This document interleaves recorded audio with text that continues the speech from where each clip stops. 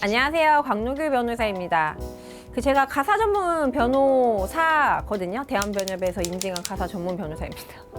그래서 원고를 준비하지 않습니다. 보통 이제 유튜브를 찍을 때 대본도 있어야 되고 원고도 있어야 되는데 그동안에는 준비를 해봤거든요. 근데 오히려 그거를 정확히 얘기해야지, 대본대로 얘기해야지 하니까 너무 재미없더라고요. 그래서 좀 이제 자연스럽게 좀 얘기를 하는 것도 좋겠다, 제가 상담하듯이 싶어서 오늘은 청년 후견에 대해서 좀 저희 PD들이 궁금한 것들 제가 답변도 해보고, 또 저한테 오셨을 때 많이들 물어보시는 것들 중심으로 얘기를 해보려고 합니다. 아직도 생소하신가요? 근데 이제는 그래도 많이 알려지신 것 같아요. 청년 후견. 예전보다는 확실히 상담 오시면서 청년 후견이라는 거 있는데요 라고 말씀하시는 분들 많습니다. 요새 그만큼 많이 활용되고 있고, 실제로 법원, 관공서 등 이런 뭐 법률 행위를 할 수 있는 능력이 있는 사람에 의한 것인가를 엄격하게 좀 보기 때문에 이제 청년 후견 없이는 진행할 수 없는 것들도 많아서 많이 점점 활용되고 있습니다. 이 청년 후견 제도가 도입되기 전에는요, 집안에 한약 잘못 먹거나 선천적으로 좀 지적 능력 부족한 형제분도 꼭 하나 있으세요. 이럴 때 부모님들이 늘 아픈 손가락이거든요. 그럼 돌아가시면서 얘 하나는 뭐 먹고 살아야 되니까 그 상속을 좀 꽤 해주시는 경우가 많습니다. 나머지 형제들 니네 이거 건드리지 마. 이거 이제 얘 죽을 때까지 돌볼 사람 없으니까 이거 얘 앞으로 꼭 해놔야 돼. 뭐 이렇게 유언까지 하시고 돌아가시는 경우가 많은데, 이 상속을 받으신 분이 모르시잖아요. 자, 이런 거에 대해서 이것 때문에 뭐 난리가 나는 경우가 많았습니다. 서로 이 형제를 본인이 직접 데리고 같이 살겠다고 해가지고 이 재산 뭐 본인들 앞으로 다 막 징용했다고 해서 막 빼돌리고 정상적인 판단이 안 되실 때, 이럴 때 마땅히 보호하는 게 그렇게 좀 스무스하거나 편하지 않았습니다. 그래서 이런 문제점들이 많이 지적돼서 뭐 그 이전에도 뭐 금치산자, 한정치산자 이런 개념은 있었는데요. 관공서에서 이렇게까지 이분의 이제 뭐 행위 능력이 이런 거에 대해서 엄격히 보지 않았거든요. 이런 일로 생기는 많은 분쟁들, 문제의 소지를 차단하고자 이 도입된 게 청년 후견 제도고, 그렇게 오래되지 않았어요. 그래서 정착되는 아직도 과정이고, 한마디로 말씀드리면 좀 이렇게 도움이 필요하신 분들을 직접 법원에서 관리하는 겁니다. 아까 말씀드린 대로 재산이 많으신 엄마가 치매에 걸리셨어요. 그러면 막 가족들이 신청해요. 제가 청년 후견으로 적합합니다. 막 이렇게 신청하거든요. 엄마가 지금 치매에 걸려서 아프시지만 제가 엄마의 후견인이 되겠습니다. 막 이렇게 법원에 신청 넣으시는데요. 다른 형제들은 어떻겠습니까? 아니요, 제가 해야 되는데요. 맞아요. 이렇게 하는 경우 당연히 생깁니다.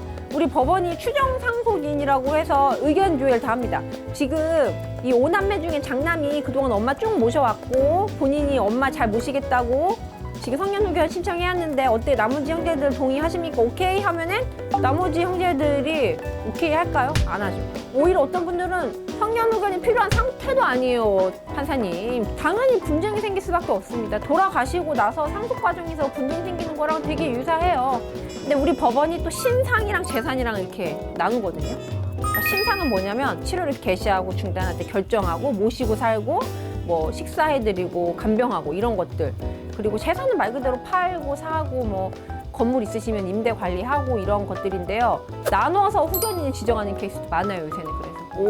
그래서 그렇게 엄마가 걱정되시면 신상만, 재산은 전문 후견인. 그러니까 전문 후견인이라고 하면 뭐냐면요, 다양한 경험이 있으시고 뭐 교양이 있으시고 뭐 박학다식하시고 뭐 훌륭한 인품을 가지신, 어쨌든 이 후견인 풀을 두고 여기서 이제 후견인을 선정하는 겁니다.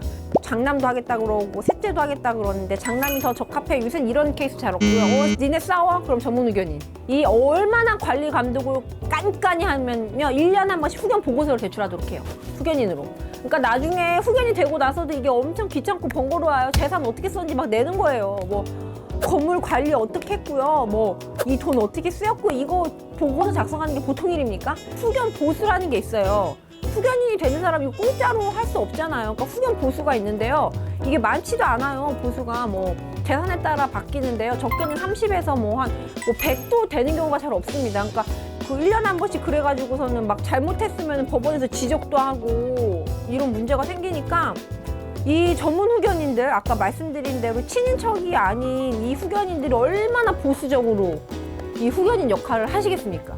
논란 될거리는 처음부터 안 하는 거예요, 이 후견인들이. 어떻게 보면 가족들이 후견인일 때가 일처리는 더 빨리 돼요. 그러니까 서로 믿으시고 싸우지 마셔야지. 이게 전문 후견인 선정되면 아우 그다음부터 좀 골치 아픕니다. 막 그리고 법원도 되게 깐깐하게 해요. 부동산 당장 급해서 매각해야 돼도 후견인이 맘대로 매각할 수는 없어요. 그때마다 계속 법원한테 허가를 받아야 돼요. 그러니까 이게 전문 후견인이 막 이렇게 이런 거 복잡하게 막 일 많이 하고 싶겠냐고요. 상식적으로. 그러니까 뭐 후견 보수를 파격적으로 인상을 시키던지. 근데 후견 보수는 또 피후견인, 아까 말한 후견이 필요한 사람 재산에서 또 나가는 거니까 보수가 올리는 것도 현실적으로 쉽지 않을 거예요. 안 할 수가 없어요. 근데 관공서에서 너 후견인이니? 물어보거든요. 왜 본인이 안 왔어요?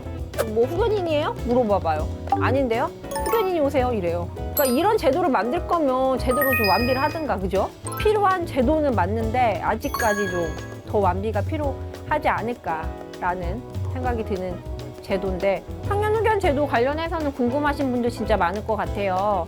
막상 근데 엄두도 못 내시고요. 왜냐면은 이거 분쟁 생기면 전문 의견이 선임되는 케이스 많으세요라고 하면 대부분 마음을 접으세요. 근데 나중에 또 소송사에 엄청 휘말리실 수 있습니다. 후견인 선정 안 해놓으시고 그냥 그 아프신 분 이름으로 계약 체결하시고 이것저것 진행하셨다가는 뭐 갑자기 계약이 무효네 취소네 하면서 뒤늦게 분쟁이 발생할 소지도 있고 뒤에 큰 탈이 날 수도 있으니까 적극 제도를 고민해 보시고 관심을 갖고 활용을 해 보시되, 어쨌든 전문가와 상의하시는 게 정말 필요하고요. 궁금한 거 있으시면 언제든지 저희 사무실로 연락 주시기 바라겠습니다. 감사합니다.